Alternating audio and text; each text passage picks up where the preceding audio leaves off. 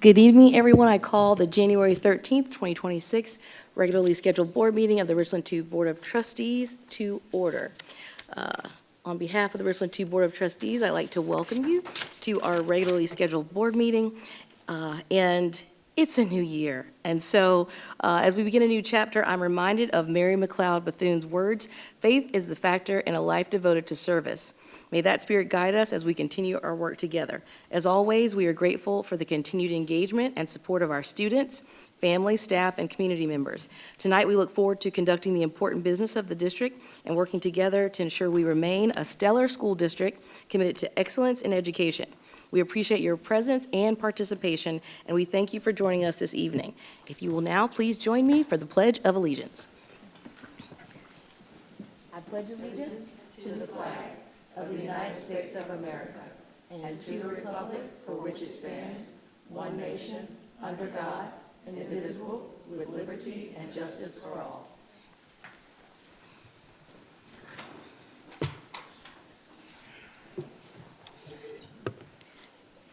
Okay.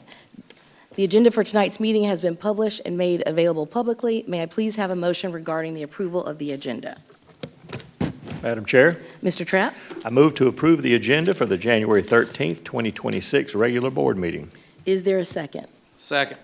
The motion has been made by Mr. Trapp and seconded by Mr. Dennis. Is there any discussion? Okay. Can you, once it's on the screen, Mr. Trapp, is that correct? Yes. All right. Board members, please vote.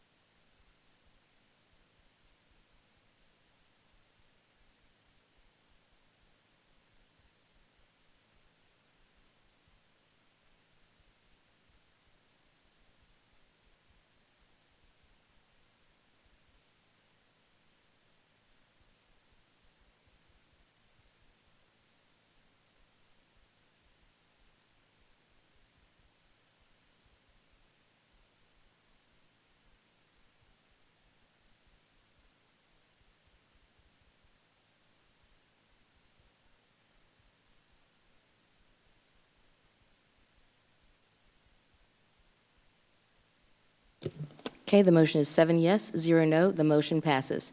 We will now move to item 4.1, executive session. May I have a motion to go into executive session? Madam Chair, Ms. Porter? I move to convene an executive session for the purpose of discussing student appeals, student admission requests into the district's adult education program, personnel matter regarding employment contracts, and employment recommendations and certified releases. Is there a second? Second. The motion has been made by Ms. Porter and seconded by Mr. Dennis to go into executive session. Is there any discussion? Okay, there being no discussion, once that is on the screen and Ms. Porter has made sure that's correct. Is your motion correct? All right, board members, please vote.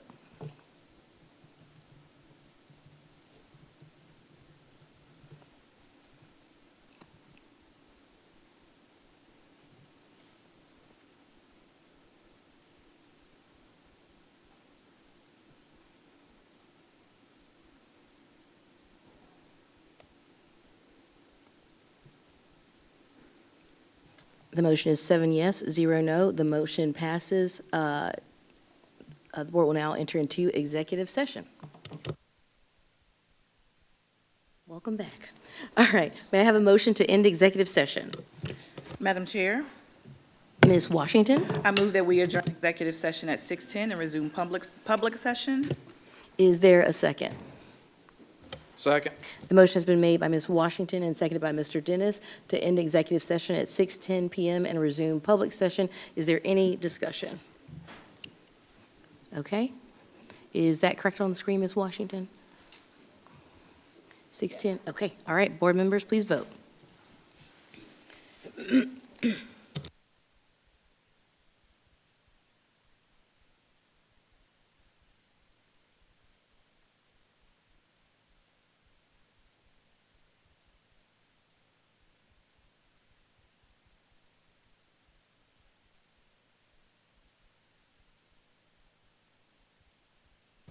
The motion is 7 yes, 0 no. The motion passes. We will now move to item 5.1. May I please have a motion regarding the approval of the consent agenda?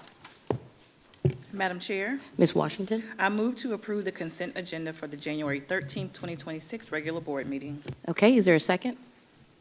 Second. The motion has been made by Ms. Washington and seconded by Mr. Dennis. Is there any discussion? Okay, there no being any discussion. Is that motion correct? All right, board members, please vote.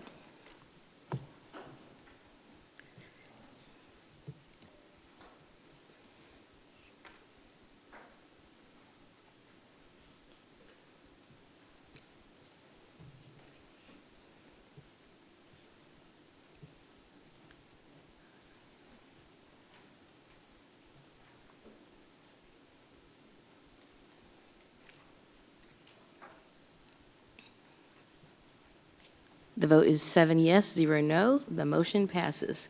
We will now move on to the inspirational moment. Ms. Tamika Washington will introduce this evening's guest to the board. Tonight, we are pleased to welcome Ms. Olisa Ashford, Student Activities Director at Spring Valley High School. Ms. Ashford works closely with student leaders to support initiatives that promote service, leadership, and school pride. Joining her this evening are Spring Valley student leaders who will speak about their service efforts, leadership experiences, and the positive impact students are making in their school and their community. I want to introduce to you all Ms. Ashford.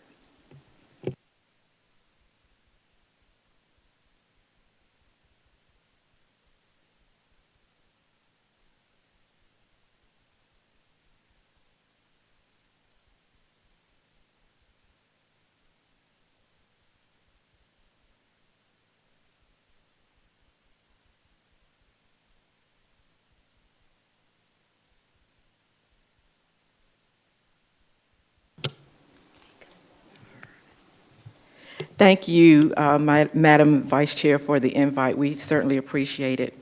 Good evening, Madam Chair, distinguished members of the board, Superintendent Dr. Moore, district leaders, and honored guests. Thank you again for this awesome opportunity to be here this evening. As a Student Activities Director at Spring Valley High School, I can truly say that it is a privilege and an honor to work with some pretty amazing students whose leadership, compassion, and commitment to service continue to inspire our community, and it inspires me. Tonight, however, the spotlight belongs to them.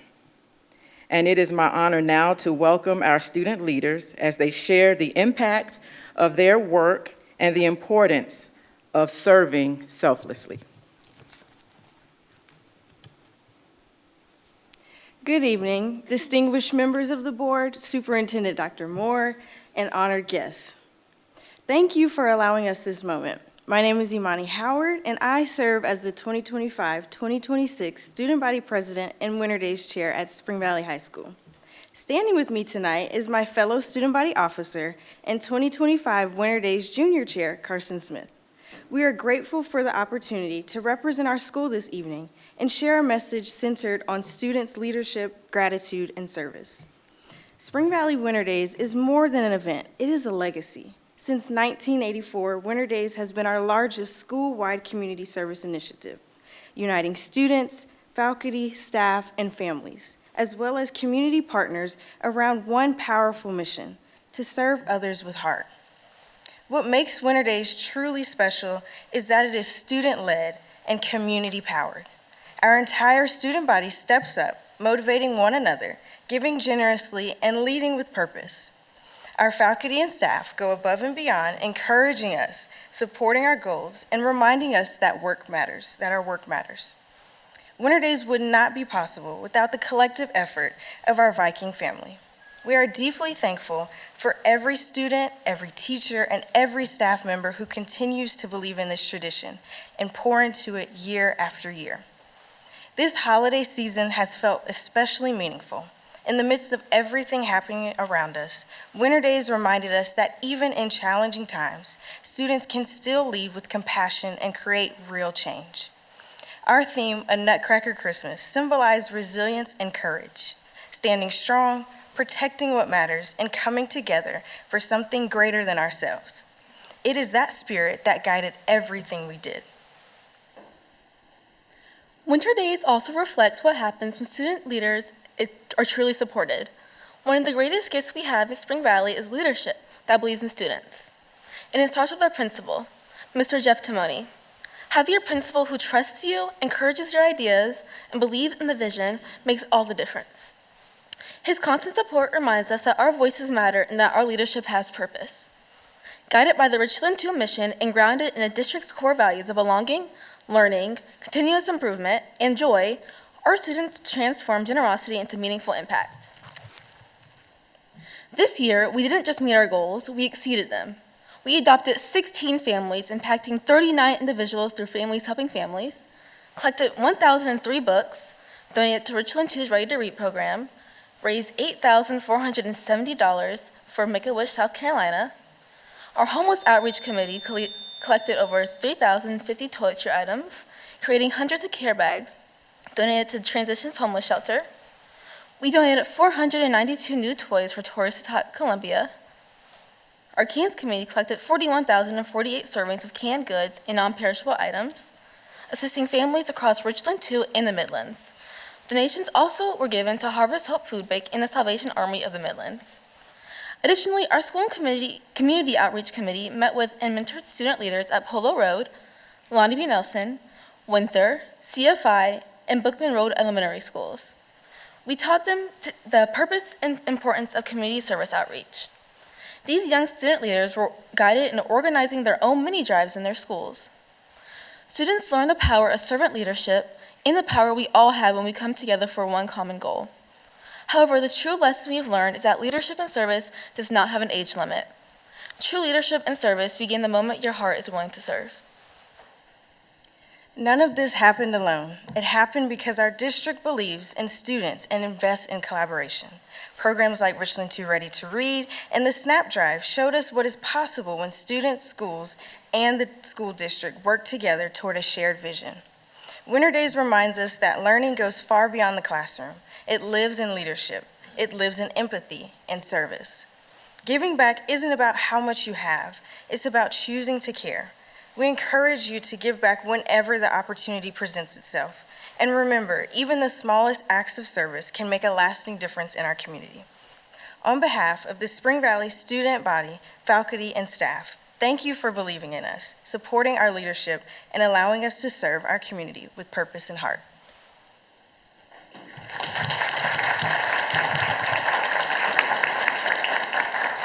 Thank you so much, Ms. Ashford, Ms. Howard, and Ms. Smith for your participation tonight. We truly enjoyed all of your presentations and wish you guys to have an amazing school year. All right, so we'll move now on to item 7.0. Doesn't look like we have any public participation. Nobody's come up. Okay, all right, well then we will now move on to 8.0, voting on executive session items. Let's see, 8.1, student appeals. May I please have a motion regarding student appeals? Madam Chair, Mr. Dennis? I move to deny the appeal for student number 1. Okay, is there a second? Second. Okay, the motion has been made by Mr. Dennis and seconded by Mr. Trapp. Is there any discussion? Okay, there being no discussion, we'll wait for it to appear on the screen and see if that motion is correct. Oh, well, after, yes, okay, is that correct? Board members, please vote.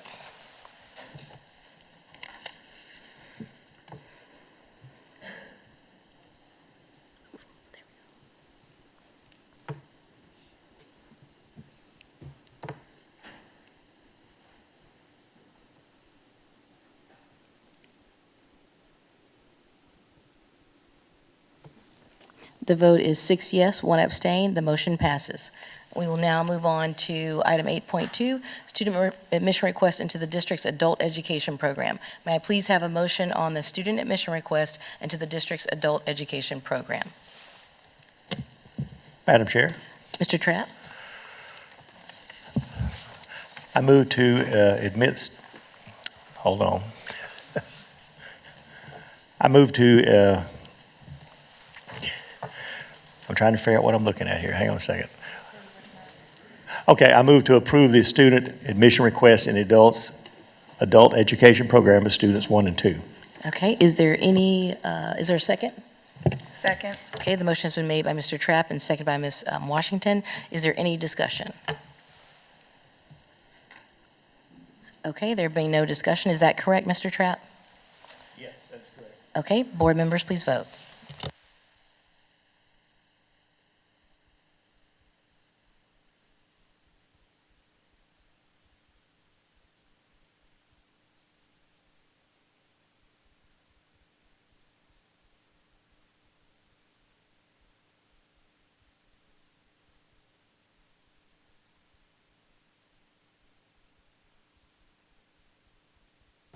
Okay, the vote is 7 yes, 0 no. The motion passes. Okay, now may I please have a motion regarding employment recommendations and certified releases, item 8.3. Madam Chair? Ms. Williams? Yes, I move to approve the employment recommendations and certified releases as presented. Okay, is there a second? Second. Okay, the motion has been made by Ms. Williams and seconded by Ms. Washington. Is there any discussion? Okay, we'll just check and see if that is correct on the screen once it appears. Ms. Williams, is that correct? Okay, board members, please vote.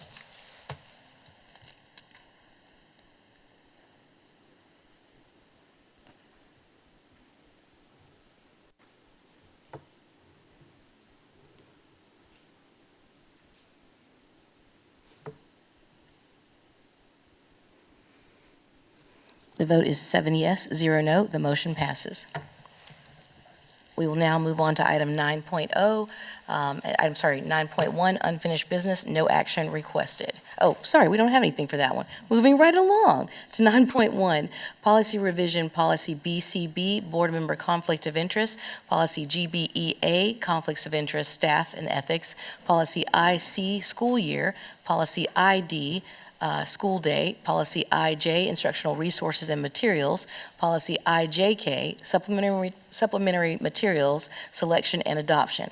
May I please have a motion regarding the policy revisions for policy BCB, board member conflict of interest, policy GBA, conflicts of interest, staff and ethics, policy IC, school year, policy ID, school day, policy IJ, instructional resources and materials, policy IJK, supplementary materials, selection and adoption. Madam Chair, Mr. Dennis? I move to approve the revisions of policy BCB, board member conflict of interest, policy GBEA, conflicts of interest and staff ethics, policy IC, school year, policy ID, school day, policy IJ, instructional resources and materials, policy IJK, supplementary materials, selection and adoption. Okay, is there a second? Second. Okay, the motion has been made by Mr. Dennis and seconded by Ms. Washington. Is there any discussion? Okay, there being no discussion, we'll make sure that is correct on the screen after we have read all of it. All right. That is correct. Okay, board members, please vote.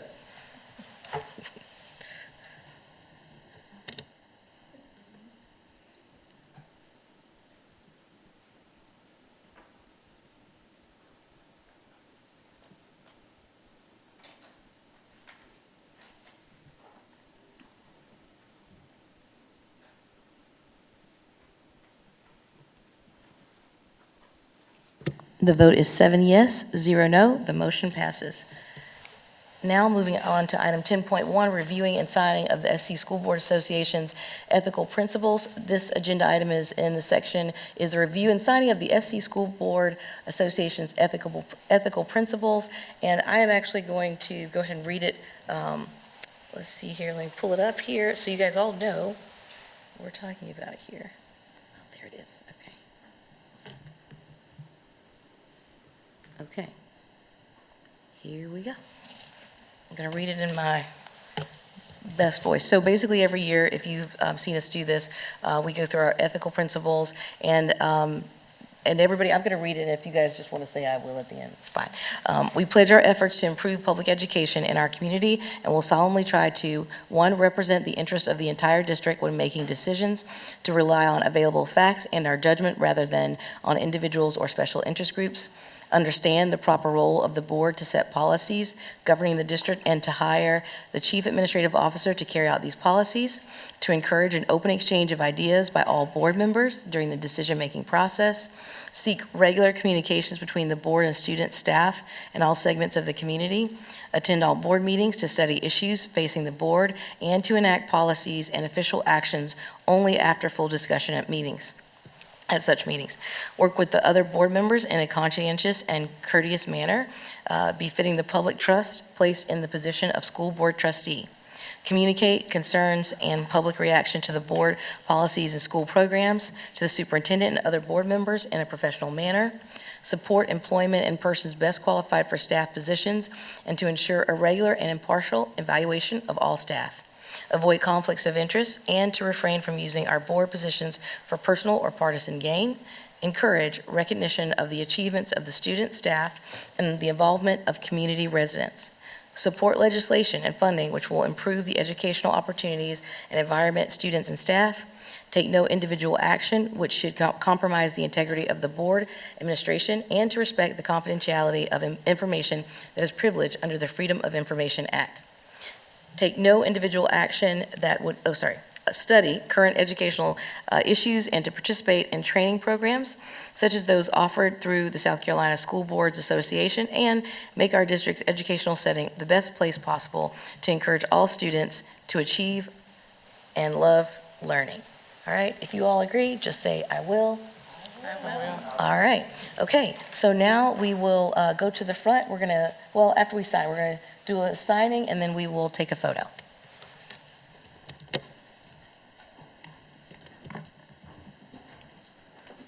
Bring your writing instrument and your best penmanship.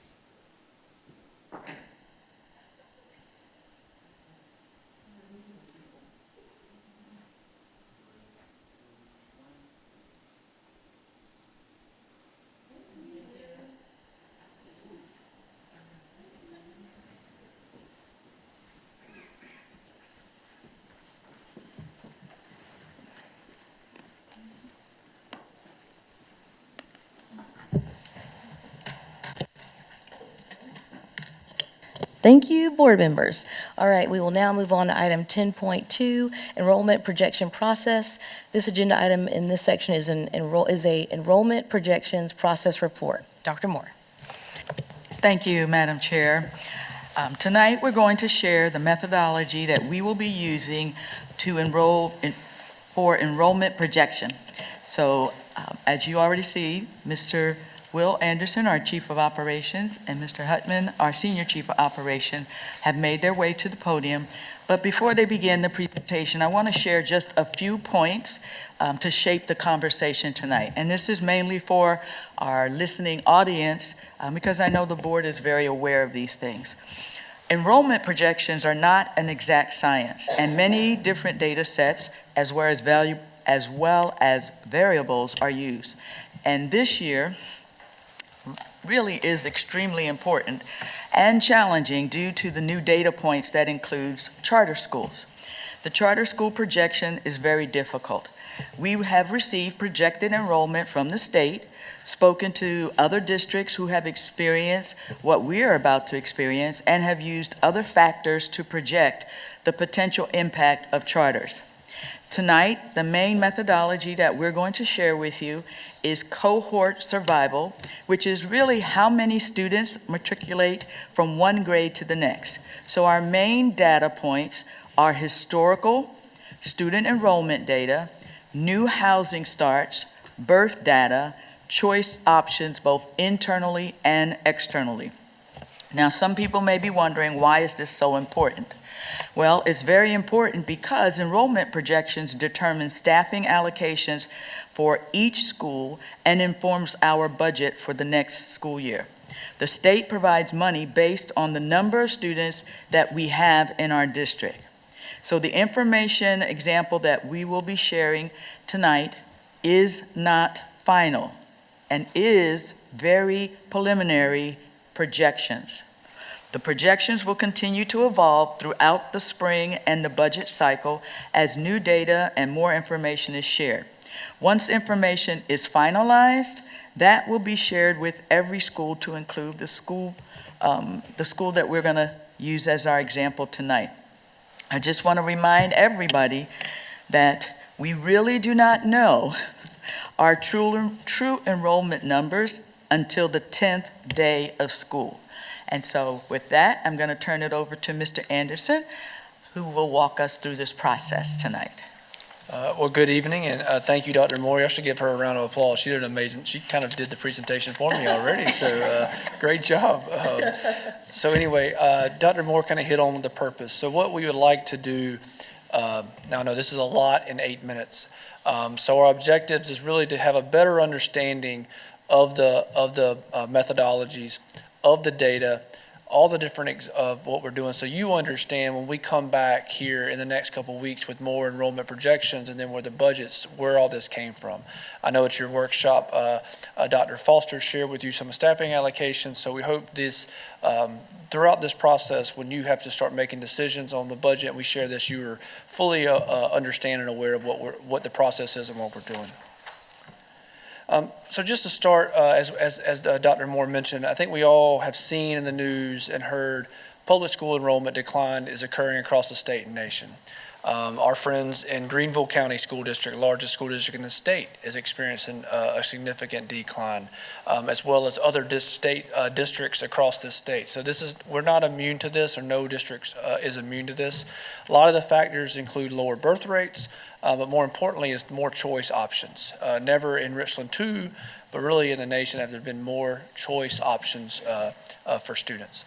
And so with all these new data points, it's going to make it more challenging than ever this year to ensure we can project the enrollment as closely as possible. You may have seen this slide from about 18 months ago. This is when our demographer came and gave his demography report. But really, this is a good summary of how we project and all the data used to project enrollment. You can see on your slide here all the different points. And the big thing we use is current and historical student data. We use all that, and we take all these other factors in to really come up with a student forecast. The one thing you don't see, and the one thing that'll be different this year, is charter schools. There are no historical data factors on charter schools in Richland 2.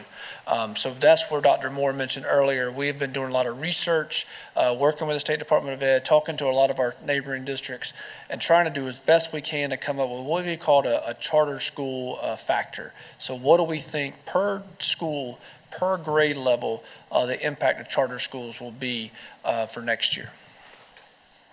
Some of the methodologies we use, as Dr. Moore mentioned, the biggest one is cohort survival. Linear projection and growth projections are good projections to see, to kind of give a holistic approach, but they also are very much more aggressive in nature.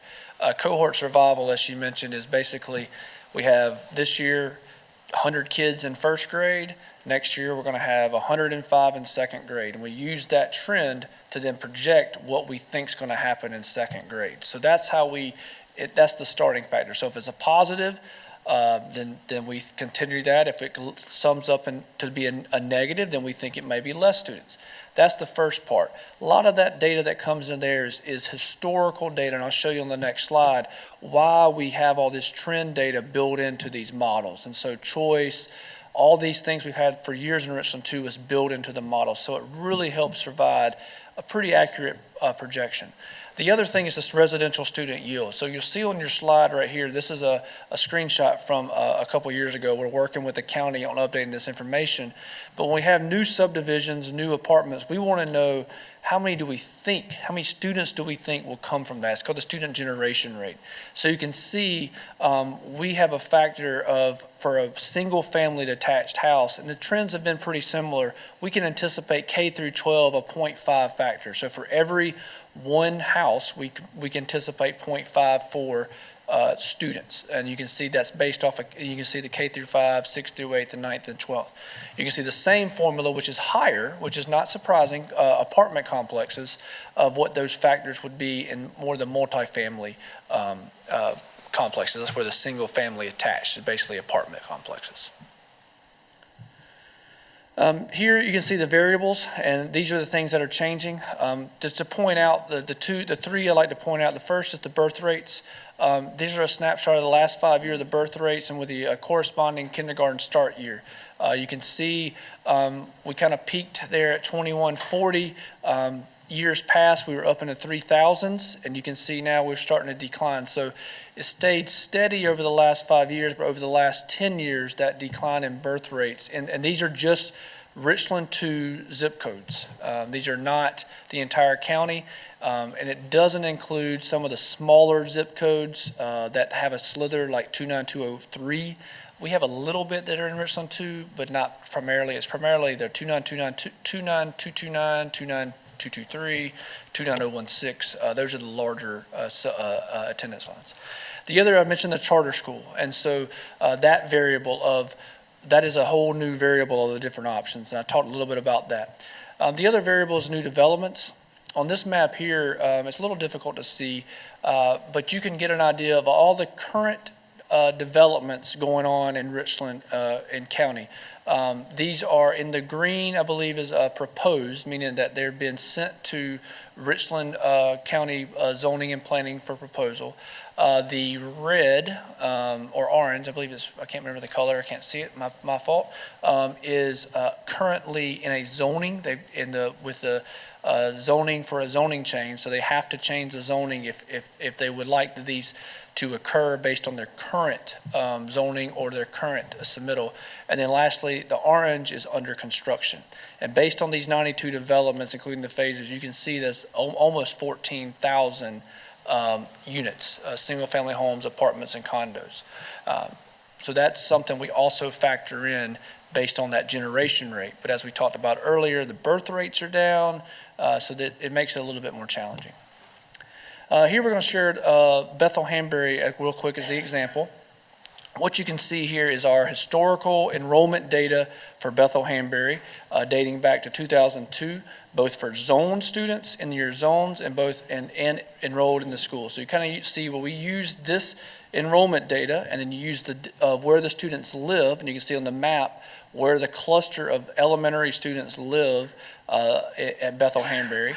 And you can also kind of get an idea of where that growth is going. So you can see on this map here where there's a lot of pockets of no students.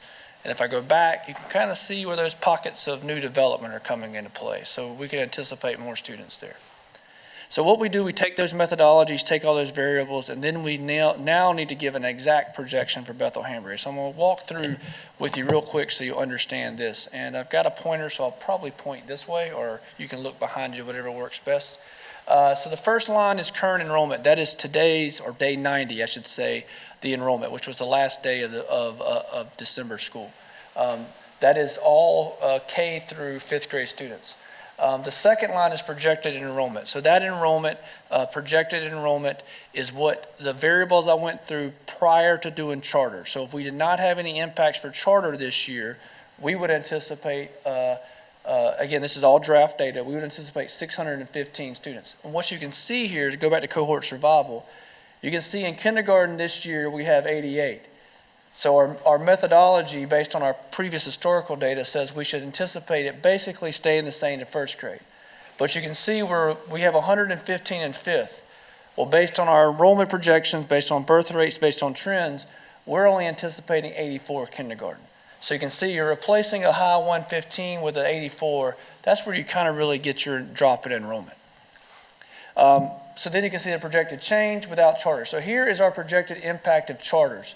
Overall 51. Again, this is based on the number of student data we got from the State Department for every new charter coming into Richland 2.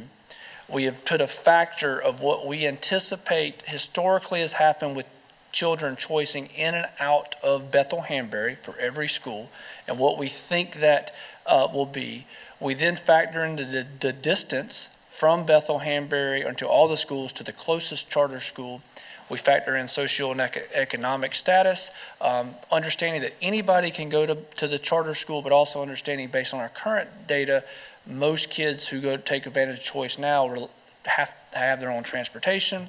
If we factor all those into to come up with our very best current projected impact of charters. So you can see what that is. So then that would give us what we think the actual projected enrollment will be next year. Again, very early. So you can see without the impact of charter, 27, with 78. So for Bethel-Hanbury, 564. The next column is your staffing level. So you can see your current staffing levels of where we're at. And then you can look at, we back out highly specialized, which is self-contained. So those students who spend 80% of their day in a self-contained class are not counting in the core teaching ratio, because they have and that projection is done with special ed, and it's kind of separate for the purposes of that funding and this projection. And so when we back those out, then we allocate the number of teachers. So you can see what their current student-teacher ratios are and their current staffing levels. Now the last column here, the last one we want to show, is what we project our staffing to be for this year. This is based on the information shared with you from Dr. Foster last week at your retreat. So you can see on the last line here, it says projected pupil-teacher ratio.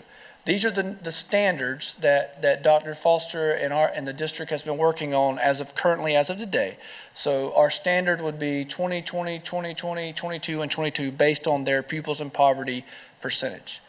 With that current ratio, and then with as I mentioned, our projected enrollment minus our projected highly specialized gives us what we think, 68, 72, 86, our projected enrollment for student-teacher ratios.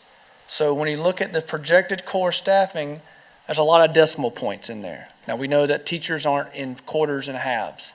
And so based on, for example, kindergarten, we want a 20-to-1 ratio. We think we'll have 68 kindergarten teachers. That would say we need 3.4 teachers. So what we have now done is anything 0.3 and above, we have rounded up. So that's why you see 4, which would then give you a ratio of 17, not 20. And then if you look at this where it says 5.2 for third grade, we've rounded down to 5, so the allocation, we'd like to have at 20, but since we've rounded down, it puts you at 20.6. And so then you've got your total teacher count for this year, what your ratio should be based on our new standards and where it currently is. So this is, again, very draft because we're still going through this process and going through all this week. But then we'll continue going through this at all of our school levels. So quickly, just to summarize, we do projections year-round. We are collecting data always. We're working with the county, we're working with developers, our planning staff are doing that constantly. We really in earnest start the projections as soon as we get day 90. So we just plug in that new enrollment data that helps with our projections. We then work with HR and finance to do our staffing allocations, and then come back starting in February and through the summer, budget approval and implementation of our new projections. And then you can see our next steps from after tonight kind of follows up. We're going to finish our projections, work with allocations, share everything with you guys, use this to inform our budget and implement staffing. I know I went long and I apologize, but I felt it was important to kind of dig into that. So now I'll turn it back over to Dr. Moore. Any comments, and then we'll be happy to answer any questions you have. Thank you, Mr. Anderson. So board will open it up for comments, but I do want to remind the public once again, this is very, very, very early data that we are moving or that we're using. However, we do have to move forward in this process because this directly impacts budget planning, which the board will be starting or has started already in the work that we're doing. So with that, we'll open it up for questions. Board members? Ms. Porter? Yes, after reviewing this on my own time, I couldn't help but wonder if us being a part of the ESTF program and being a provider could possibly help with our enrollment numbers. That's something that has come across before where people are interested in coming to Richland too from outside districts. Is this something that we are having discussions about? Yes, ma'am, we are. We are looking at all options.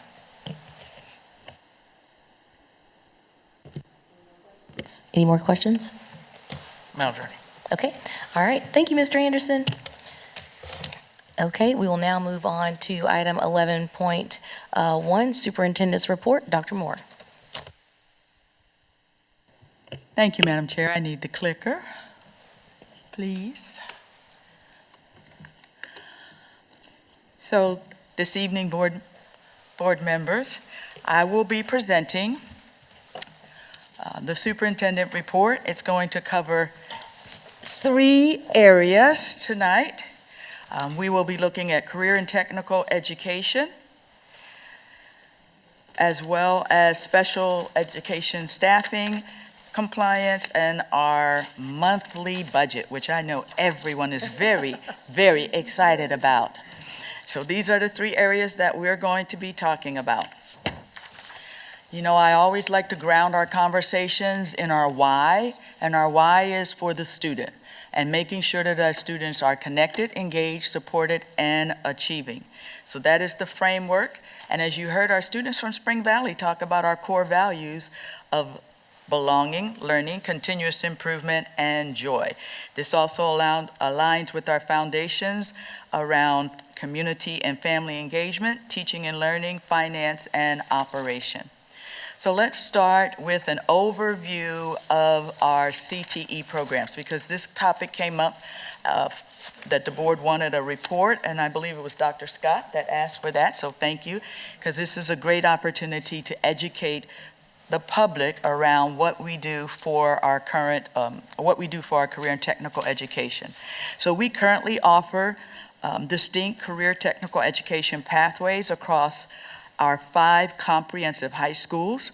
Additionally, though, the Student Innovation Center has 4 district pathways and provides completing courses that support pathways at the high school. Geographic distribution gives our students a wide range of career exploration options throughout our district. So somebody may ask us, well, what is career technical education? Well, in a nutshell, career technical education prepares students for high-skill, high-demand careers through sequenced coursework. Students gain technical skills, industry certifications, and credentials, and real-world experience aligned to workforce needs.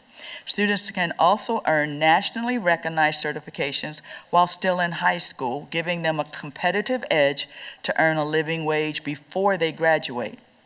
And each of the pathways that we offer in Richland School District 2 is aligned to the actual labor market demand in the Midlands, particularly the 4 priority sectors of healthcare, business management, information technology, and advanced manufacturing. Keep this in mind, please. The information that we use to determine our CTE programs comes from our comprehensive local needs assessment, which I will address more detailed later. So how is CTE funded? Because that's a critical component to the success of our programs. Our programs in our high schools are funded through 2 primary sources: federal Carl D. Perkins funds and State Education Improvement Act, EIA, dollars. These funds support career technical education students, organizations, technology, and equipment upgrades, industry certifications, and teacher professional development. The funding also covers assessments, work-based learning experiences, and career exploration activities, as well as the hands-on components that make CTE effective. But they are restricted funds, which means they're only allowed to be used for specific use. They cannot be redirected to other district priorities or use them for anything outside of the designated CTE activities. So how much money do we actually spend? Our total annual funding for FY 25-26 CTE is $1,155,798, approximately $382,000 in federal Perkins funds and $773,000 in state EIA funds. Now, these funding levels have remained relatively stable over the past 4 years, with only slight increases year over year. State EIA funds, however, do fluctuate from year to year. The single funding stream must support all CTE courses and pathways across 5 high schools and 7 middle schools district-wide. Funding allocation is driven by the Comprehensive Local Needs Assessment, which prioritizes investments based on regional workforce demands, not unlimited expansion. So let's talk about the Comprehensive Local Needs Assessment. Richland 2 conducts a comprehensive local needs assessment to justify our federal CTE programming and funding. Our comprehensive local needs assessment is completed biannually as a part of the Midlands Regional Group alongside Fairfield and Lexington County School Districts and regional stakeholders to determine workforce needs. The Comprehensive Local Needs Assessment ensures that our CTE programs directly align with regional workforce needs and that we're not guessing at what careers to prepare students. The assessment guides our decisions on program expansion and discontinuation, ensuring we invest resources where the labor market demands exist. Now, keep in mind that we have to have our local needs assessment. It has to drive how we use our Perkins funding. So we can have our own desires around what programs we think we should have, but they will not be funded through federal dollars if they do not comply or align with our comprehensive local needs assessment.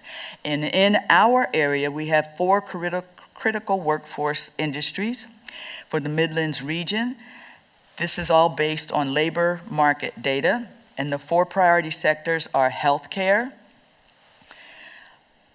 business management and sales, information technology, including AI and emerging tech, and advanced manufacturing. These 4 priority sectors drive our program development and resource allocation decisions, where we invest, where we expand, and where we prioritize. So everything that we do in CTE should connect back to preparing students for success in these high-demand fields. If a program does not align, we need to ask why we're offering it. So here are the programs that we are currently offering. They're based upon workforce gaps that have been identified, once again, by the Midlands Regional Business and Industry Partners based on the data from our comprehensive local needs assessment. Healthcare shows the highest projected growth with persistent shortages. Business and IT demonstrate strong numeric growth, and manufacturing shows moderate growth but significant skill gaps. Each sector is mapped to our existing CTE pathways, showing how our current programs address these workforce needs and where gaps may still exist. Now, this data should guide every decision that we make about the program expansions that we may be looking at, resource allocation, as well as pathway development. So we are preparing our students for careers that actually exist in our region. So now that we have a basic understanding of the program and how the program is funded, let's shift our conversation to students.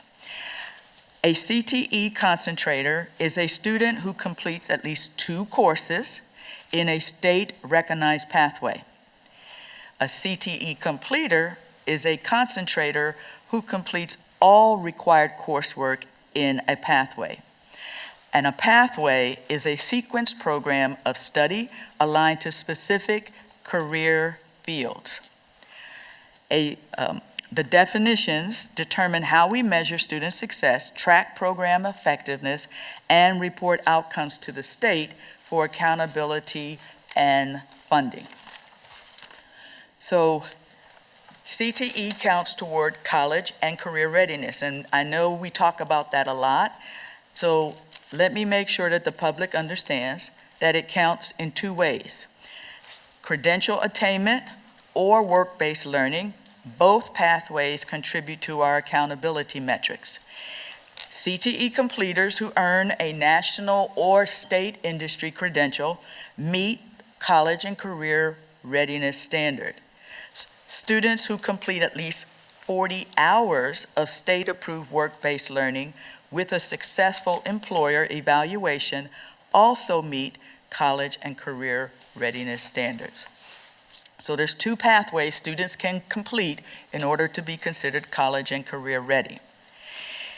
So when you look at this data here, you'll see that our CTE concentrators dropped in 2021 from 1,238 down to 507 this year.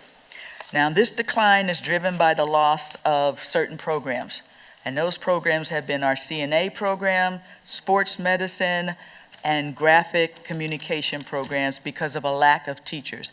And that is a challenge across not just our district, but the state and the nation to get certified individuals who have expertise in those areas and want to become educators.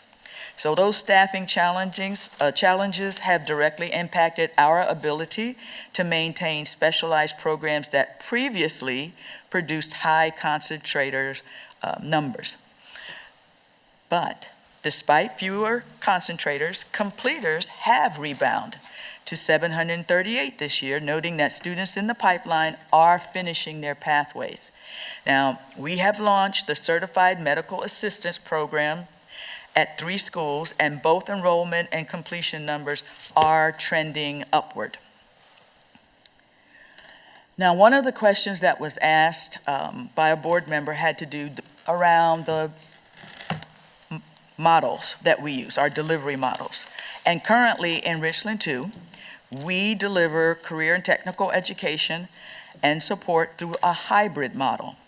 This approach combines the strength of both comprehensive high school programs and a central specialized student innovation center.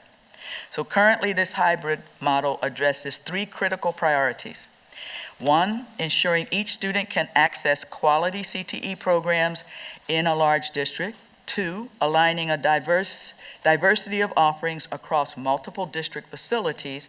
And last but not least, maintaining fiscal accountability, which we all know is very important. So let's look at the different delivery models, because in our district, we have the three main CTE district delivery models. We have comprehensive high schools, we have a central career center only, and we have the hybrid because that's what we actually use. So, what does this cost? Well, as you can see on this slide, we do not include staffing, but because we use our hybrid model, the total cost of our program, which includes equipment and materials, but not staffing and facilities, is about $1.26 million, and that is funded through Perkins and EIA by year and school. We also fund our hybrid model, which comes out of general fund dollars. So, for our Richland 2, our annual cost is approximately $1.26 million. This funding comes from two different sources that support different aspects of the program. First, we use $1,155,798 in combined federal Perkins and state EIA funding to support our comprehensive high school programs. What does this money go towards? This money funds 21 pathways across all 5 high schools. It covers essential items like equipment upgrades, industry certifications for students, teacher professional development, and our CTE organizations. It does not cover staffing or facilities.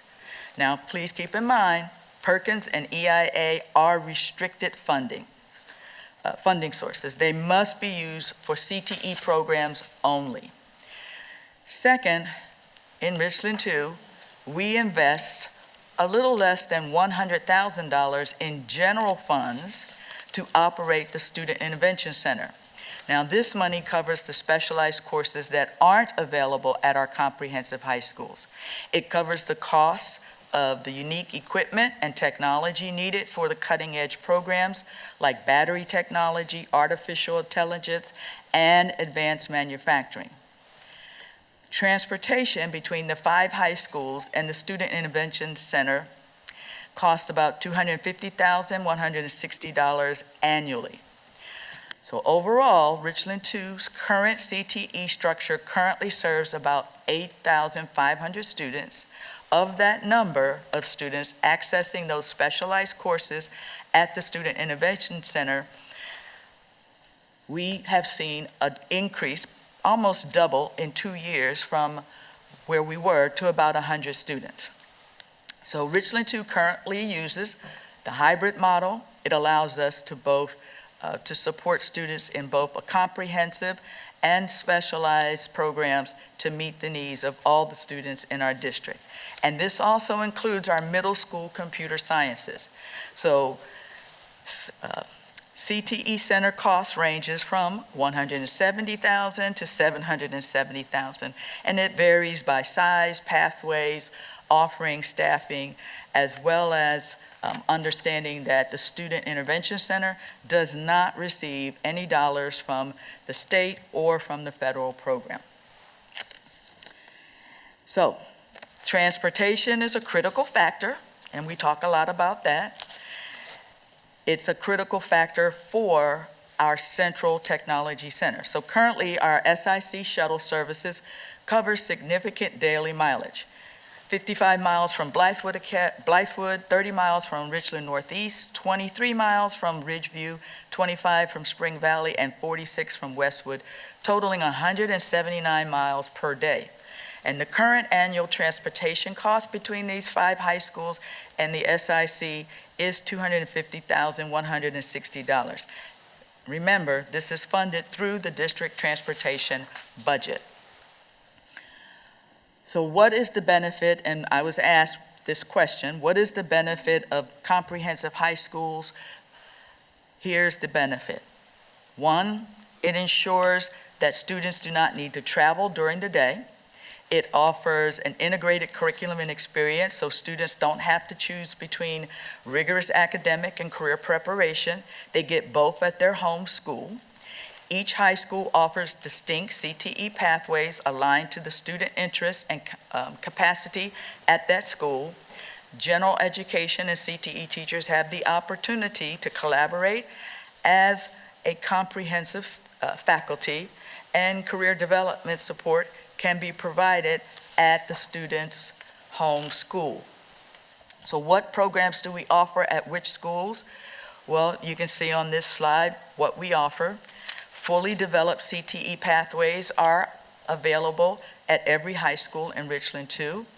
Westwood has a cybersecurity program that was implemented in partnership with Digital Promise League of Innovative Schools, this Paradigm Cyber Ventures, and Richland 2.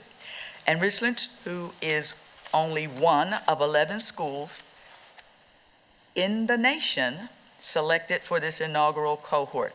Now, this partnership provided monthly teacher training, extensive curriculum, and mentoring to prepare students with cybersecurity skills and certifications. So as you can see, as displayed on the chart there, each of our high schools has a vast variety of CTE programs that are in-house. What do we offer at our Student Innovation Center? Because this is a standalone technology center, and it's a part of our hybrid model. Class sizes are small, 15 to 20 per class. The courses that we offer are not available anywhere else in the district, and it includes 14 courses, 6 career pathways, and 13 industry certifications. It has excellent facility and space, strong resources, robust community partnerships, and a dedicated on-site counselor to help our students make better choices and figure out what their career pathway will be. It offers innovative course offerings, a strong advisory committee, high percentage of students earning industry certifications, and impressive enrollment up to 100% over the past 2 years. The challenge that we have is it has limited budget because all of those expenses are paid through an allocated general fund budget only. In addition, it has high costs for transportation and sometimes a difficulty in coordinating bell schedules between the Student Innovation Center and the students' home schools. Here's a list of the current courses that are offered in the 6 career clusters. All courses offered are specialized programs that complement what's offered at our comprehensive high schools. So looking ahead for the 26-27 school year, the Student Innovation Center is planning to add 2 new courses, Marketing and Artificial Intelligence Applications. These additions respond to identified workforce needs and student interest, particularly in emerging technologies. And so the marketing will be added to complete a pathway in merchandising with industry certification in social media marketing. And the second course is an artificial intelligence pilot AI application created in partnership with University of South Carolina. And you may have remembered a while back, the students displayed their models out in the lobby area that they created as a part of the marketing program. Now, another question that we were asked to look at is what would be the possibility of adding welding to our Student Innovation Center? And so we went out and did extensive research on what the costs would be because welding does tie into our advanced manufacturing workforce priority, which is once again driven by the comprehensive local needs assessment. You'll see here 2 opportunities that we explored. The first is option A, where we could retrofit a classroom with 2 welding bays. That cost would include safety upgrades, a fire suppression system, extruder system, equipment, electrical upgrades, locker rooms, male and female, and storage space for the materials.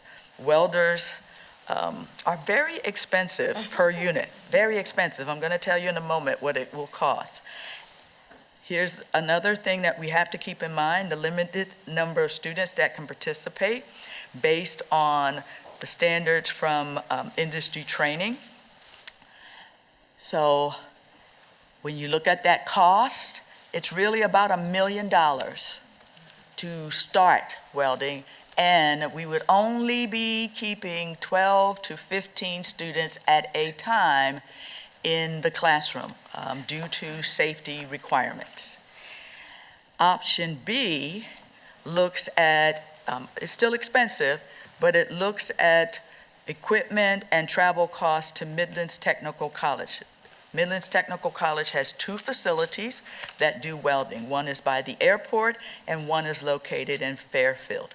Travel costs and impact to student schedules, which may limit their ability to take Richland 2 courses in their home school, and their ability to participate in extracurricular activities. The reason for that is travel time, which includes 1 hour to the facility, 2 hours of class time, and 1 hour to travel back to the Student Innovation Center. The welding instructor would come from Midland Technical College. We've talked with them about that. They are not supporters of the virtual reality simulators, which are costly, but they say it does not adequately prepare students to weld similar skills and to develop it doesn't develop their skills to the point of doing it manually and actually doing the real work. Industry also has given us information around that, and they don't like the VR because it doesn't fully prepare students for real world welding. So either program, if the board wants to consider, is expensive. Impact would be significant on students and student schedules, because once again, the student would really basically be tied up for half a day doing the welding program, which would impact their ability for them to take the classes at their home school that they need. So, how do we know what students might be interested in when we look at our Student Intervention Center? Well, our wonderful director, Mr. Wolf, who is here with us tonight, he conducts surveys with the parents and students. He asked them questions around what would they like to see, and he had a response rate that was very good this year. 458 people responded, and here is what they said they would like to have. The top 3 responses included interest in programs for cosmetology, CNA, cybersecurity. Welding and mechatronics show moderate interest, and while this data helps us understand what students want, I want to remind everybody that we must balance expressed interest with actual workforce demand, as well as our capacity to deliver high-quality programs. So yes, if we were to add a cosmetology program, keep in mind that program is still limited to about 18 students per class based on state rules and requirements. Now, that actually concludes the CTE portion of my report. And Madam Chair, if you'd like, I'll address any questions at this point, or we can move on to the next piece. Okay.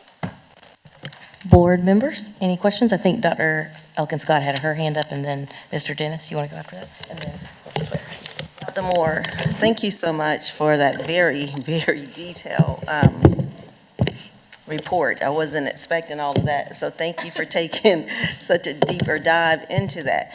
And I'm glad that you mentioned about the student survey. And I'm just going to start with one thing. Let me put my glasses on first. One is the welding piece. You said that the welding is expensive. So are our prisons. The prisons are a little more expensive than welding. And I made that statement to say, when we built R2, I2, this building was actually built in-house, and I was on the board during that time, for some of the programs that the students asked for. And then you mentioned the why. You said that the why are our students. So if the why are our students have stated, which I had a list, so you kind of combine some of my list: CNA, cosmetology, cybersecurity, barbering, air conditioning, and welding was on my list. And that has been on my list since 2012 when I was elected. So I would love to see some kind of way that we can give the students who are our future leaders, what they're asking for. And the survey was right aligned to what I had on my list, which is CNA, cosmetology, and cybersecurity. Because as we know, many students are not going to a four-year college anymore. It's just very expensive. And even some of our high flyer students, they're not going to that. So if we want students to be successful, we have to offer these programs here in our district to allow students to be successful, especially CNA. That's a hot commodity now with healthcare. And what's happening is we only have it at one or two schools, and I know you said that the bodies are not there. They are. There are so many retired nurses and nurses that work in hospitals that would love to come and help these students and work with these students. Or there are opportunities for us to begin a partnership with maybe Richland 1, who's our sister district, or build a partnership with some of the other organizations. I know Hope International Church have a CNA program that they offer in the evening time, that maybe that's something that we can consider partnering with. Cosmetology, these folks can go straight into the work world, and we're always talking about, education. We want our students to have the best education. We want our students to be successful. Then we have to play a part in that and not look at so much what the money is about, because we can always find money to do what we want to do. So let's find money for these students, and let's acknowledge what the survey said, which the top three: CNA, cosmetology, cybersecurity. We don't have to try to produce all three at one time, because that is very expensive. But I think we can look at one and show the community, our parents and our students, that we hear them, because there's no need to do a survey if we're not going to do anything about the survey. To say we hear you, we're listening to you. So let's just start with the CNA. I'm just using it as for an example. Or let's start with cybersecurity, and then we can add each year to that. That's what this facility was about. We went to Florida, and those who have been around a long time, we spent a lot of money, and Georgette was around during that time. We spent a lot of money to send all the board members, principals, district office staff to Florida to look at programs and to look at a building like the building we have now in R2I2. And the programs we saw there were the CNAs, the cosmetology, the barbering, the cybersecurity, but they didn't call it that, they called it something else, and all of those programs. And then we went out and we told the community, if you fund this bond, this is what we're going to do for your child, for your kids in the district. And we didn't hold to that, because as the board changed and superintendent changes, so does ideas. So I would love, before I leave the school board, see that we have taken bond money that parents have invested because they trusted us, and give the parents and their students some of the things that they're asking for. And we've seen the top three: CNA, cosmetology, and cybersecurity. So I'm going to encourage us to find a way to work with Mr. Wolf and see how we can come up with that. There's a way to do it. And we have the space. I've toured this building many occasions and had the opportunity to eat some of those wonderful cinnamon rolls. Did you bring us some tonight? No.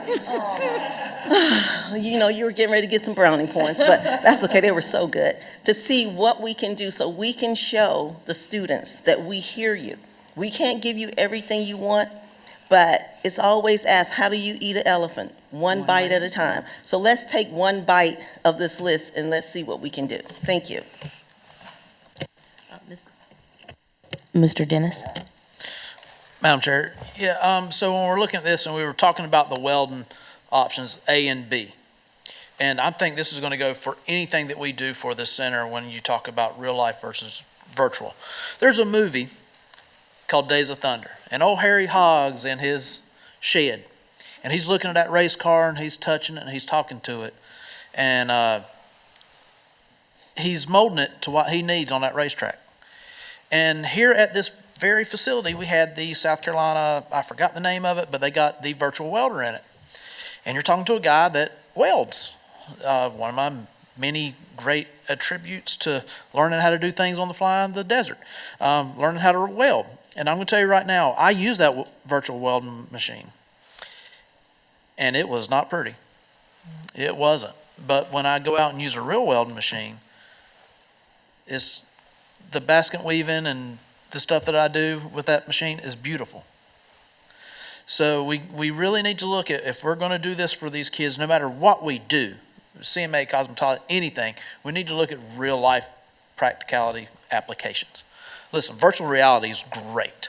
It's a great thing for your elementary school kids to play with, to get them enthused about it, so that when they move up to middle school and high school, they can start touching the real thing. Because if we are preparing them to go out in the outside world, when they leave here, the last thing we need for them is to hold some certificate from a virtual machine versus doing it and passing the real test. I know that there's options for the virtual, but it is not the same. It's not. I did it in the Air Force. We tried it. Failed miserably. The United States Air Force failed miserably with virtual stuff. And they've gone away from it. Now, they still use their technologies and things like that, but when it comes down to the meat and potatoes of training airmen to get their job done, they still use the actual trainers. They use everything that they got to their ability that they can touch so they can get them. It's called cold and hot training. Cold training is on a machine that you do the work with, you learn it, and then you get to the machine that actually runs and you do the work on that so that you can see what it's like so you don't get hurt. So that's kind of my take on it, and I would love to see more CT. I love this stuff because, like we said, kids are not going to school for 4 years. My son went to Midlands Tech. His eyes are open. It wasn't me telling him about this stuff. He's like, Dad, can you believe all this stuff that we can do? And then he started looking at, hey, Richland 2's got all this stuff, Dad. Yes, son, I know. Because they got it here, and we're very lucky to have a lot of this. And I talk to kids all the time. I would really like to get in this program, but it's full. I would love to get in cosmetology. It's full. It is hard because education has changed. It's not what it used to be. We're going to a quicker, we're learning to read, write, and arithmetic and all that. That's great. But kids are coming out now with jobs making a lot of money if done right and not going into debt.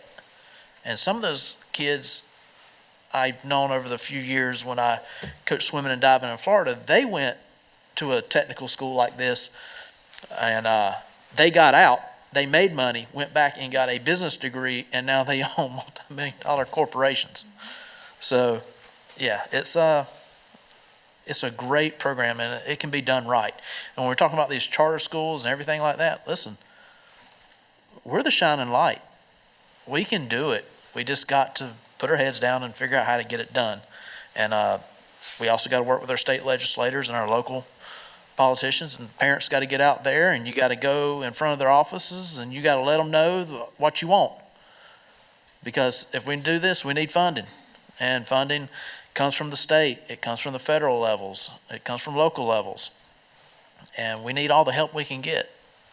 Because I talk to them all the time. It's not about, just regular education. It's about kids' lives. Because guess what? I'm getting older, and most of us are here. And who's going to look after us? They are. So we need to look after them right now.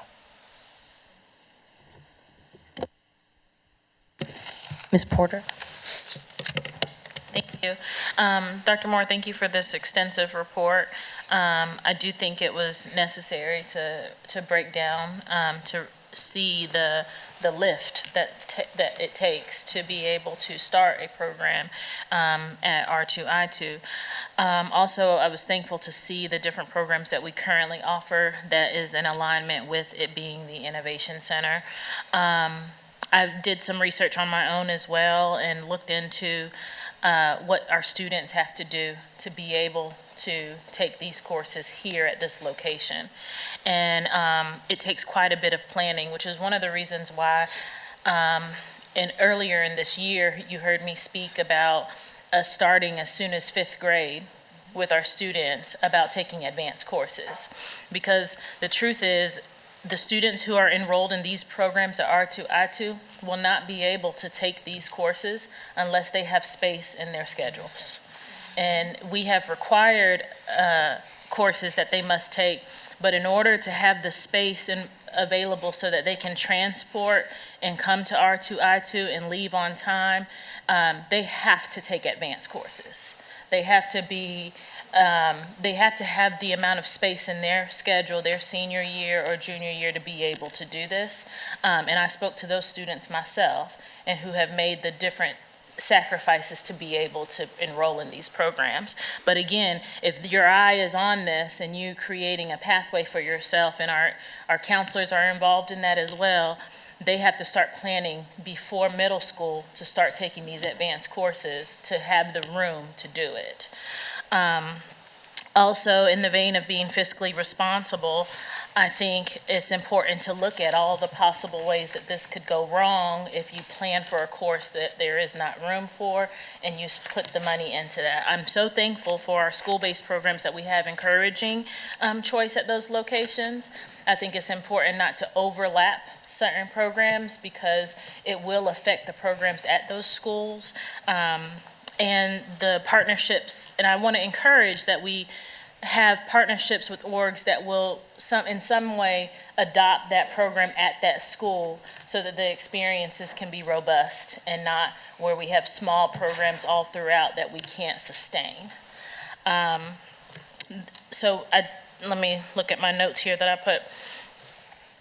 And I think that covers it all. I also heard concerns about with the CNA program, in making sure that we have teachers for that program. I believe the concern was that when someone, kind of like our nurses, when they make the decision to come and work at our schools, they are taking a significant pay cut because the salary does change. And that was some of the concern with us not being able to fulfill the positions at some of our schools just this last year. We as a board voted and opened up positions for those folks to teach those courses and only have to teach, and then they went unfulfilled. And we had to move those funds. So I see that that's a concern, which is why we have to go in depth with these studies to ensure that we don't misappropriate funds with the knowledge that we've gained. So thank you for that, and that concludes my comments for this topic. Ms. Williams? Same sentiments like everyone else. Just want to thank you for this presentation today. I know this is kind of far-fetched, but I think we have to also think about ways to be creative to make this happen. And what I mean by that is similar to Mrs. Porter. She was saying that, you know, the trajectory of kids who take these classes now and them, you know, clearing out their schedules to be able to make this happen. And so, but we also know that those who need to take it and want to take it are not going to be those kids who are going to have the opportunities to clear out their schedules a lot of the times. So with that being said, I was wondering if we could be creative and explore maybe evening options. And what I mean by that is because if we have Plan B and you go to Midlands Tech, then we offer the option of kids going to Midlands Tech in the afternoon to take these same courses that we might not be able to afford the opportunity for us to have it at R2I2 or for us to have the people in place at R2I2 or at our schools, but we have our local colleges and community centers to be able to do that, and then we can partner with them for our students to be able to take advantage of those opportunities and still be CTE, you know, graduate with a certificate and whatnot in those areas. Just kind of thinking about some of the outside of the box options. I do know of a young lady. Actually, she's at Spring Valley. She's a senior this year, and she went up to Spartanburg over the summer to take advantage of their programs that they had, to be able to, because her schedule didn't allow her to take these classes. We don't want to have kids go to other areas or be in other districts or take advantage in other districts when we can offer those partnerships in our local area and even offer it in the summertime for our kids to partner at Midlands Tech or surrounding universities and colleges. So just kind of being creative of how, even if our kids can't block out their schedules for that, do we have summer times that we can offer that to them? Do we have after-school hours, just like we offer virtual PE after school for kids, or, just certain things that we can offer after hours so that they can still take advantage if they want to, in that possibility. Dr. Elkins-Scott? Yes, I just wanted to add 2 comments. I worked in a high school for over a decade, and I've never seen a student have a schedule conflict for courses that they wanted to take, like barbering or cosmetology, because that's their passion. That's what they use as their electives. So I'm not sure where some of my colleagues are getting this notion of a schedule conflict, because that's not true. I worked in a high school for 10 years. That is not true. You get your schedule based on your interests and based on courses that you want to take a line, like ELA, Science and Social Studies. Then that other block is for your passion, your interest. That's why it's called electives. So you have an opportunity to do that. Secondly, Ms. Porter and I have spoken with totally different people, because I've spoken with tons of retired nurses who would love to have the opportunity to come back and to give back to students in a CNA program. So I guess we are in 2 different circles. I'm in a circle who want to give back, and then maybe her circle are the ones who feel like it's not more money. Point of order, that's not necessary. Yeah. That's not anything we're- negative. I'm saying about That's the just 2 rude. Okay, different order everyone, orders. decorum. you. We're going to move on. Yes. All right, thank you guys for Always your a point of comments. order when you don't want to be And corrected. Dr. Scott, please, we're going to move on. All right. Yeah, we're going to go ahead, what'd you say? No, we'll just go on to the next, because we're on the, all right, so next up, you had your financial report. Next is our special education update, as Yes. we are giving. It'll be very, very short. As you can see, we're still looking for the one position, and that is an interpreter. We've struggled to find one for years.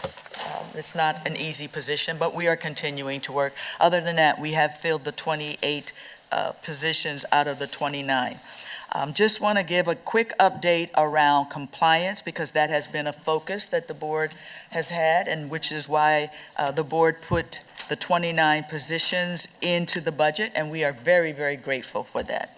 The SPED division has had a successful first semester, establishing a strong compliance framework.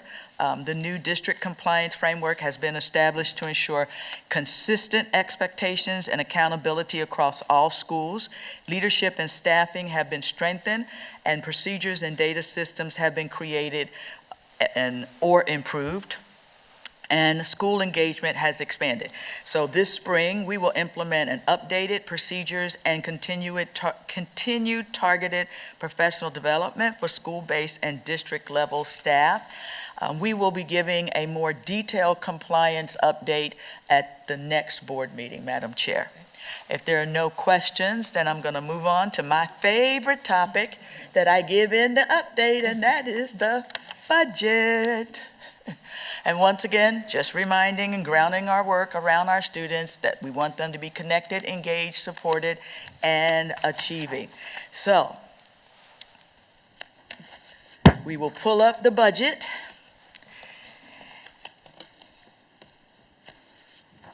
Thank you, Matthew.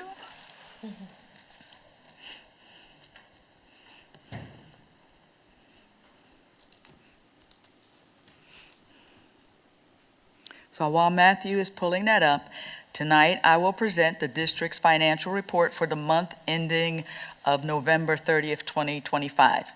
Please keep in mind a month lag in preparing and presenting a financial report is consistent with what all school districts do, as it takes time to consolidate, the amount of time that it takes to consolidate, but also to finalize processes and adjusting entries after the month's end. So I know somebody may be wondering in the public why this is November, because we finished November, and then in the month of December, we reconciled that. We had one board meeting, and if you look at any of the other school districts, you'll see they don't cover December's budget. they go right into, they do November and not December, in January. So, where are we at now with our budget?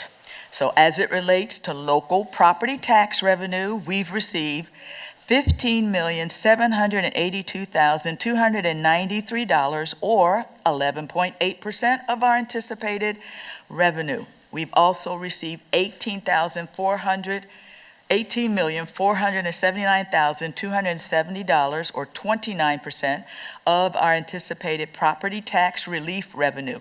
Remember, this funding is classified by the county as local revenue, but it is funded, it's funds that we receive from the state to replace the funding that we weren't able to generate from taxing residential owner-occupied homes for school operations. And this is significant because what finance has to do is when they're doing the budget, they consider it as local revenue, but in the audit report, it will show up as state revenue because it comes from the state. So when you consider revenue from interest and other sources like facility rentals, we've received $35,470,762, or 17.8% of the anticipated local revenue. As it relates to revenue from state sources, we have received $67,758,181, or about 41.4% of our anticipated revenue for the fiscal year. We've received 19% of our anticipated impact aid revenue thus far. When we consider transfers from the State Education Improvement Act funds to general funds for state aid to classrooms and indirect cost transfers from our federal grants, we have received $12,681,947 at the end of November, which equates to 40.4% of anticipated revenue. From all general fund revenue sources combined, we've received a total of $115,958,279, or 27.9% of budget revenue for the year. We've expended $138,824,362, or 33.4% of the general fund budgeted expenditures and transfers through the end of November. So, as you can see, we've spent more than the actual revenue received during this point in the year, which is not always a good thing, but there's a reason for that. And the reason for that is the timing of revenue collection does not always coincide with the district's reoccurring expenditure needs. So at the end of November, we were approximately 42% through the fiscal year. So you will notice that we are tracking ahead of schedule with our utility cost and our maintenance and repair expenditures, as we have spent 50.8% and 69.4% of budget expenditures, respectively. Now, we will continue to monitor these expenditures, and if we need to, we will come before you, the board, to seek a budget transfer as needed, if it's needed. Let's move on to our next slide. This is our graph that we show to you for our expenditures, and you can see from this chart that the revenue we received from November to the same period over the past 2 fiscal years, it's fairly consistent, our state revenue from year to year, because it's around about 41%. And as you can see, there's very little fluctuation at the local revenue and transfers. When we go to the next chart, which tracks expenditures through November across various categories over a 3-year period, spending on salaries and utilities is slightly higher than where we were last year at this time, but that's primarily due to the board-approved teacher salary increases, and we say thank you for those salary increases. Across all categories at the end of November, we've spent about 2% less this time last year and 1% less than the year before that. Next, let's look at our fund balance.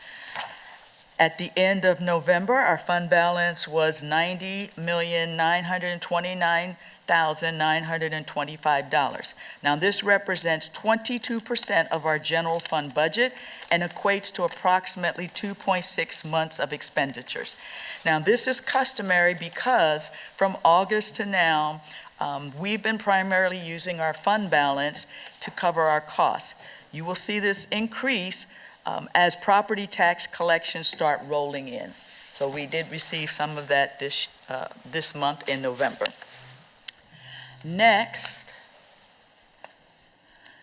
we are going to look at the fund balance, which is currently at its lowest anticipated point of the year. And we've talked about this in our previous budget updates. We're at about 22%. Please remember that state law requires at a minimum 1 month of expenditures in fund balance, which is approximately $35 million. Board policy and GFOA best practices requires at least 2 months, which is $70 million. And our bond ratings, agencies require at least 2.4 million, or 2.4 months, which is $84 million. Next, let's look at what we are using our fund balance for, because within that 90 million fund balance, assigned fund balance is 20.5 million or 22%, and non-spendable funding balance for prepaid items is 1.5 million or approximately 2%, and unassigned fund balance is 68.8 million or approximately 76%. Unassigned fund balance can be used to ensure that we are compliant with state law, board policy, and bond requirements. And it can be used for a rainy day or to help us cover significant, unexpected, non-reoccurring expenses. Next is when we are looking at our revenues from operating tax collections. And so this month, property tax revenue is presented here on this page. $6,289,062.54 was received by the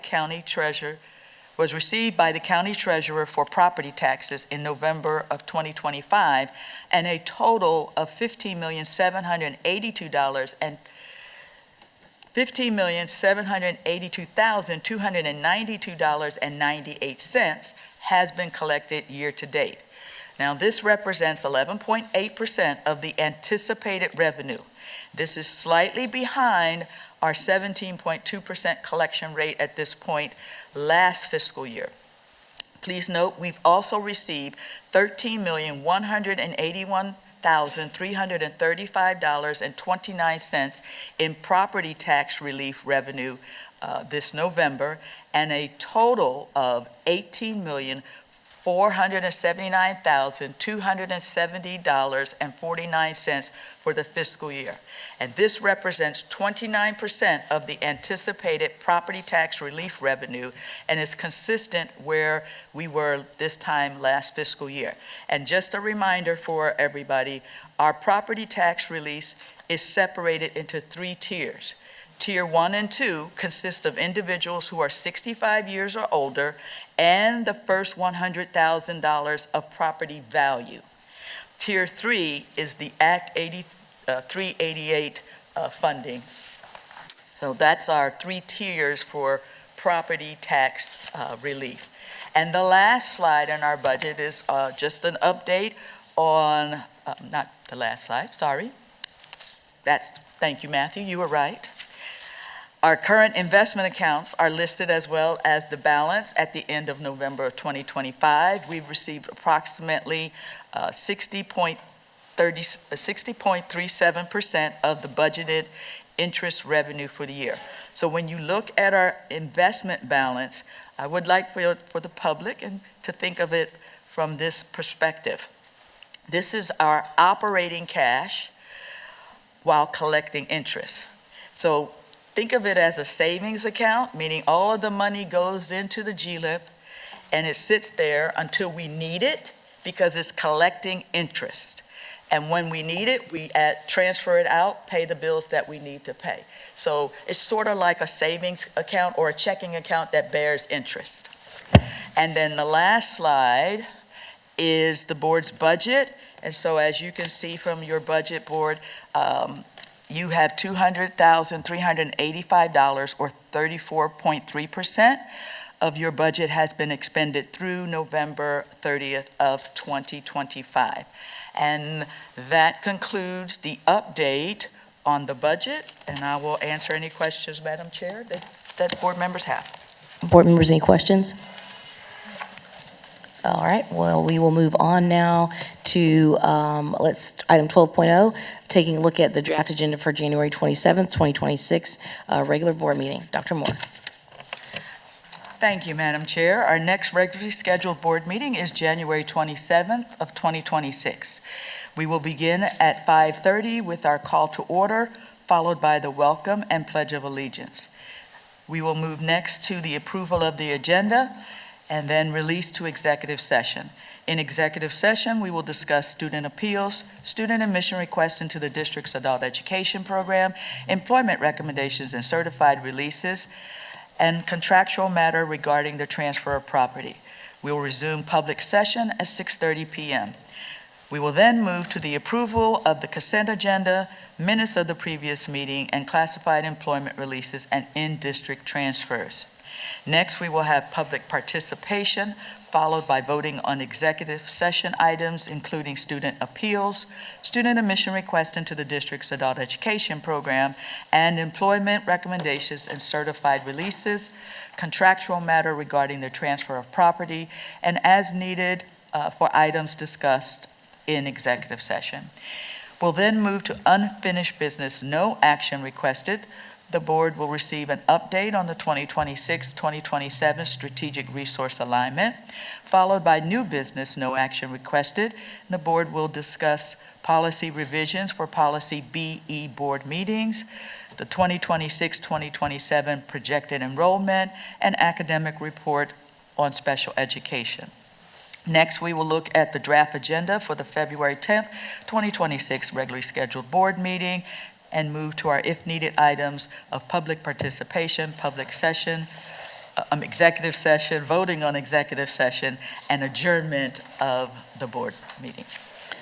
Okay, board members, is there anything, any additions that you would like to see on on the next agenda meeting or a future agenda meeting? Okay. All right, well, we will now move on to board and superintendent comments. We will begin with Ms. Porter. Thank you. I wanted to say Happy Founders Day to the devastating divas of Delta Sigma Theta Sorority Incorporated. This is the day. This service-based sisterhood has not only made a lasting impact on my life, but the lives of many across the world, beginning with its first public act of service being the Women's Suffrage March of 1913. A special shout out goes to my chapter, the Columbia Alumni Chapter, and many of my sorors who lead through service and work within Richland School District 2. Thank you. Mr. Trapp. Thank you, Madam Chair. I'm just really looking forward to the new year here and starting to visit some schools in the upcoming weeks. I hadn't planned to talk about this, but after our presentation tonight, I just want to mention one thing that I think might be of some interest. I was somewhat disappointed in the amount of money it would take to pull off some welding classes. But having said that, I've been welding a long time. I weld a lot. And I watched a video last week, and the name of the video was something like 5 Ways to Die Welding. And I thought maybe let's look at this, okay? And the first one I thought, oh, who would do that? But then the others, I started to feel like, oh my gosh, I'm going to die any day now. And I come to realize that welding is a very dangerous activity. And I've been making some very poor choices welding over the years, mostly with things like ventilation and things like that. You don't think about stuff like that, but I just want to make sure the board and the public realizes that if we're going to do things, Weld is just a perfect example. If we're going to do things for our students, we have to make sure that when they're my age, their lungs are still working at 100% capacity, they're able to see and things like that, because we have to make sure that when they're teenagers, that we protect them from things that are dangerous. And I'm just telling you guys, the smoke that's generated when you weld, you should never breathe it. So I'm sure that most of the expense to set our classrooms or set up some welding booths is to ensure they're safe. And we have to take care of them and make sure that when they go home that they're just as good a shape as when they came to school.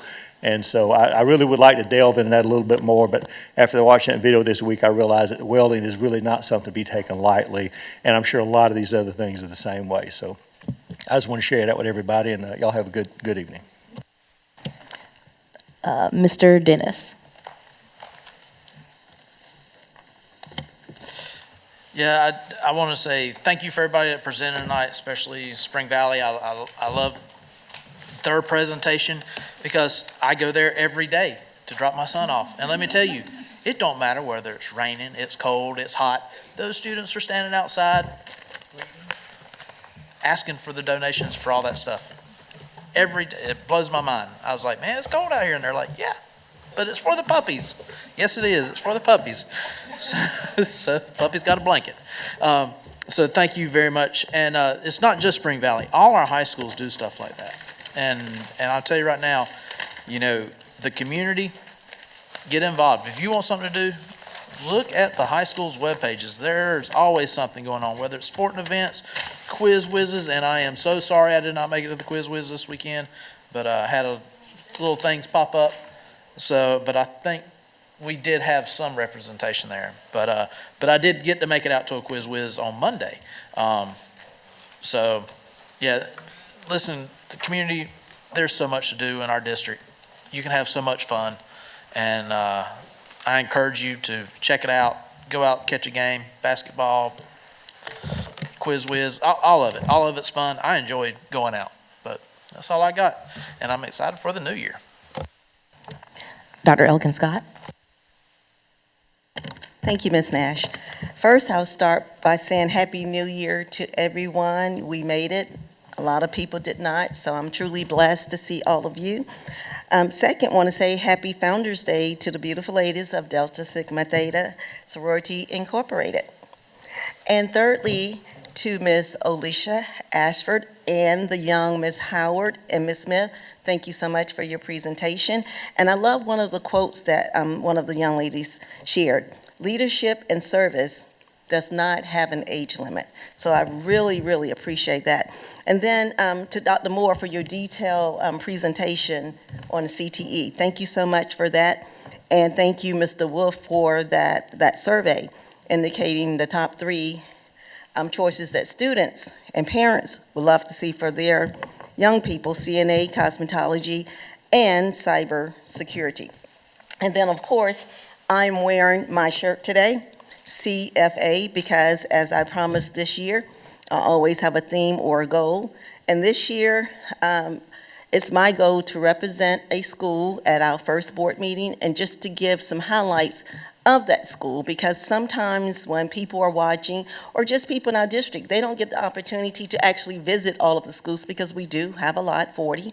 So they only focus on the 3 or 4 that their students may attend. So let me just share a little bit about CFA, Center for Achievement, under the remarkable leadership of Mrs. Makia Johnson. It is a personalized learning community committed to honoring the uniqueness of every child by focusing on their individual learning styles, talents, and interests. This year, CFA are leading with heart, roaring with purpose, a theme that reflects their dedication to meaningful relationships and intentional student-centered growth. According to the South Carolina School Report, CFA exceeds the criteria for helping all students meet the profile of the South Carolina graduate, demonstrating strong performance and academic progress, college and career readiness, and school climate. Their Apex Pride initiative is designated to accelerate learning for students who show exceptional potential and a deep curiosity for advanced content. Through technology-rich experiences, APAC Pride fosters critical thinking, creativity, and problem-solving, providing all students with the opportunity to go beyond and above grade level standards, an environment that encourages exploration and innovation. This past semester, their student-led conferences centered around the theme, Snow, Much to Share, empowered students to take ownership of their learning by articulating their progress, strength, and goals directly to their families. This model builds confidence, promotes accountability, and strengthens the partnership between home and school by positioning students as active participants in their educational journey. Let me just share a few meaningful programs and community engagement: family game night, integrate literacy and math, accessible ways, their partnership with Richland Innovation, which supports passion projects, including award-winning work that funded a school group, school-wide events such as Pumpkin Drop, STEM Day, and their Gingerbread House Engineering Challenge built excitement around learning, while students, leaders strive through participation in Bader Club, robotics, and AVIC, where they lead school-wide AVIC Fridays every month. CFA, Center for Achievement, is a place where students are empowered to learn and to grow through a variety of engaging learning avenues that support the success of every student. Thank you. Go CFA. Dr. Moore? Oh, I'm so sorry. Ms. Williams, I meant to call you first. Ms. Williams. It's okay, that just tells me I need to hurry up. All right, so, and no, you're fine. All right, on the top for time, I just want to say Happy New Year to everyone, or Happy New Year to everyone. I want to also congratulate Denton Middle School for winning the Quiz Whiz last week. So congratulations to them, and it's under the leadership or led by Miss E. Banks Joyner, also known as Miss EJ. So great job, and to her team as well. Also, I want to just give a quick appreciation. So for Board Appreciation Month, I want to thank my board members for welcoming to the board, taking me under their wings and allowing me to be my authentic self while respectfully challenging my thoughts and stretching me to become a better board member. Thank you for letting me see what's possible and offering me a sense of belonging. So, and have a great night, everyone. Ms. Washington. Thank you. I want to say also Happy New Year to everyone. Looking forward to a few school visits this month and wishing my colleagues also a happy Board Appreciation Month. These past 4 years, long years, have been years of growth and continuous improvement, and we have a lot to celebrate as we embrace the power of we. Have a great evening, and see you at the next board meeting. And now, Dr. Moore. Thank you, Madam Chair. And also, Happy New Year to everyone. As I shared with folks before the new year, before we went on our winter break, we wanted them to come back rested and ready to work, because second semester we run, and we're running. But we're starting off with a wonderful celebration tonight, and that is because January is School Board Recognition Month. And this is a perfect time to celebrate the incredible Board of Trustees. So I personally want to thank each of you for your leadership, your dedication, and your unwavering commitment to the students and families of Richland School District 2. Your service makes a real difference, and we are grateful not only for what you do, but how you do it with intention, integrity, and heart. So from the bottom of my heart, thank you, and thank you. It is not easy work that you do, but it is work that needs to be done. I know what it's like to be in Walmart and people come up to you and start telling you their issues. So we had a wonderful board retreat. And so I want to applaud the board for an exceptional, successful workshop this month. The energy, collaboration, and level of engagement were outstanding. The conversations were thoughtful, forward-focused, and rooted in what matters most. I'm not looking at the screen because I'll start laughing. Which matters most, which is student success. It was truly a pleasure to see the board working together so seamlessly, asking strong questions and setting a clear vision for the future of this district. That workshop reflected a board that is both strategic and deeply invested in excellence. And I must say to the chair, you got me out of my comfort zone in athletic, nice-looking athletic, but athletic gear. It was a stretch, but we made it.